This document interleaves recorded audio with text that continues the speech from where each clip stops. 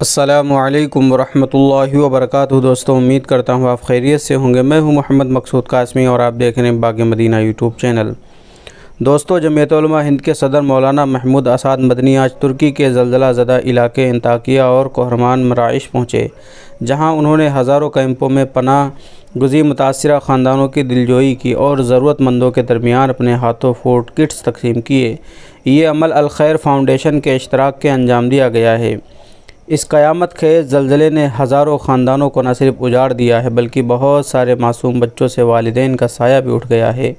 ان متاثرین سے ملاقات کے دوران چھوٹے چھوٹے معصوم بچوں کو دیکھ کر مولانا مدنی آپ دیدہ ہو گئے۔ انہوں نے بچوں سے بات چیت کی اور انطاکیہ میں ایک بچے نے مولانا مدنی کے سامنے قرآن مجید کا ایک سورہ بھی سنایا۔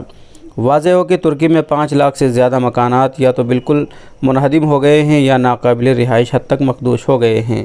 تاریخی شہر انطاکیہ جیسے سلطان رکن الدین نے 1268 عیسوی میں فتح کر کے سلطنت عثمانیہ کا حصہ بنا دیا تھا، آج بالکلیہ طور سے ویران پڑا ہوا ہے۔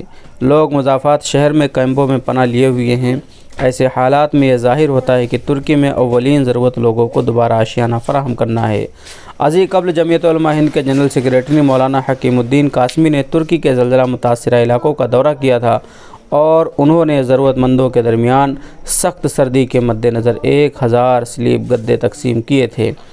مولانا محمود اسعد مدنی صدر جمعیت علماء ہند مزید متاثرہ علاقوں کا بھی دورہ کریں گے اور ضرورت مندوں کی امداد کے علاوہ ان کی باز آباد کاری کے امکانات کا بھی جائزہ لیں گے۔